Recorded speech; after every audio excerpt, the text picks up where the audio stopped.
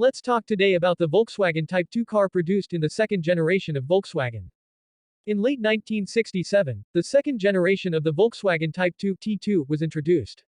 It was built in West Germany until 1979. In Mexico, the Volkswagen Combi and panel were produced from 1970 to 1994. Early models are often called the T2A, or Early Bay. Models after 1971 are called the T2B, or Late Bay, and models after 1991 are called the T2C. What is this T2B? The T2B was introduced by way of gradual change over 3 years. The first models featured rounded bumpers incorporating a step for use when the door was open, replaced by indented bumpers without steps on later models, front doors that opened to 90 degrees from the body, no lip on the front guards, unique engine hatches, and crescent air intakes in the D pillars. Later models after the Type 4 engine option was offered, have squared-off intakes.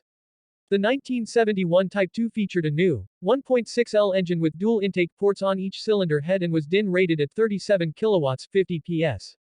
50 bhp. An important change came with the introduction of front disc brakes and new roadwheels with brake ventilation holes and flatter hubcaps. Up until 1972, front indicators are set low on the nose rather than high on either side of the fresh air grille, giving rise to their being nicknamed low lights. 1972's most prominent change was a bigger engine compartment to fit the larger 1.7 to 2.0-liter engines from the Volkswagen Type 4, and a redesigned rear end which eliminated the removable rear apron and introduced the larger late tail lights. The air inlets were also enlarged to accommodate the increased cooling air needs of the larger engines. In 1971 the 1600cc Type 1 engine is used in the Beetle, was supplemented with the 1700cc Type 4 engine, as it was originally designed for the Type 4, 411 and 412 models. European vans kept the option of upright fan Type 1 1600 engine, but the 1700 Type 4 became standard for US spec models. In the Type 2, the Type 4 engine, or pancake engine, was an option for the 1972 model year onward. This engine was standard in models destined for the US and Canada. Only with the Type 4 engine did an automatic transmission become available for the first time in the 1973 model year. Both engines were 1.7L, DIN rated at 49 kilowatts, 67 PS. 66 bhp with the manual transmission and 46 kilowatts, 63 PS. 62 bhp with the automatic. The Type 4 engine was enlarged to 1.8L and 50 kilowatts, 68 PS. 67 bhp DIN for the 1974 model year and again to 2.0L and 52 kilowatts, 71 PS. 70 bhp DIN for the 1976 model year. The 2-liter option appeared in South African manufactured models during 1976, originally only in a comparably well-equipped, executive, model. 20. The 1978 2.0L now featured hydraulic valve lifters, eliminating the need to periodically adjust the valve clearances as on earlier models. The 1975 and later US model years received Bosch L-Jetronic electronic fuel injection as standard equipment. 1978 was the first year for electronic ignition, utilizing a Hall effect sensor and digital controller, eliminating maintenance requiring contact breaker points. As with all transporter engines, the focus in development was not on power, but on low-end torque. The Type 4 engines were considerably more robust and durable than the Type 1 engines, particularly in transporter service. Citation needed. In 1972, for the 1973 model year, exterior revisions included relocated front turn indicators, squared off and set higher in the valance, above the headlights.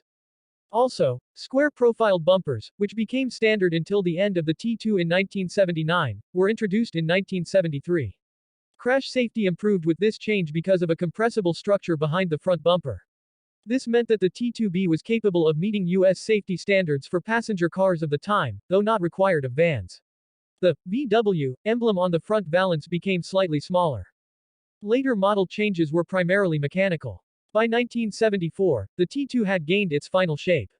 Very late in the T2's design life, during the late 1970s, the first prototypes of Type 2 vans with four-wheel drive 4WD were built and tested. Next let's talk about T2C.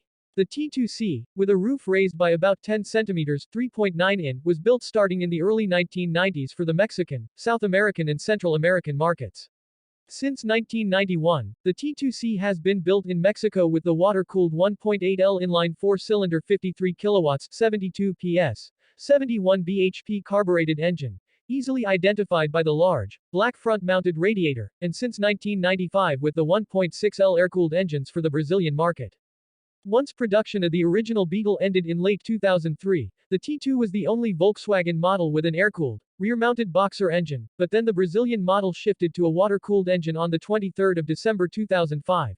Citation needed. There was a 1.6L 50 horsepower 37 kilowatts, 51 PS water-cooled diesel engine available from 1981 to 1985, which gave fuel economy of 15 km per liter to 18 km per liter 21 but gave slow performance and its insufficient cooling system led to short engine life. Citation needed. The end of the Volkswagen air-cooled engine on a worldwide basis was marked by a special edition combi. An exclusive silver paint scheme, and limited edition emblems were applied to only 200 units in late 2005, and were sold 2006 models. Stricter emissions regulations introduced by the Brazilian government for 2006 forced a shift to a flexible fuel water-cooled engine, citation needed, able to run on petrol or alcohol. Borrowed from the Volkswagen Gol, the engine is a rear-mounted EA 111 1.4 L8V total flex 1390 cc 84.8 cu and 58 kilowatts 79 PS, 78 bhp on petrol, and 60 kilowatts 82 PS, 80 bhp when run on ethanol, and 124 Nm 91 pound-feet torque. Production of the Brazilian Volkswagen Combi ended in 2013 with a production run of 600 last edition vehicles. 22. A short film entitled, Os Últimos Desejos da Combi, English, The Combi's Last Wishes, was made by Volkswagen Brazil to commemorate the end of production. Brazilian requirements that new cars have driver and passenger airbags and anti-lock brakes were also factors in the end of T2 production. Next, let's talk about the Volkswagen third generation.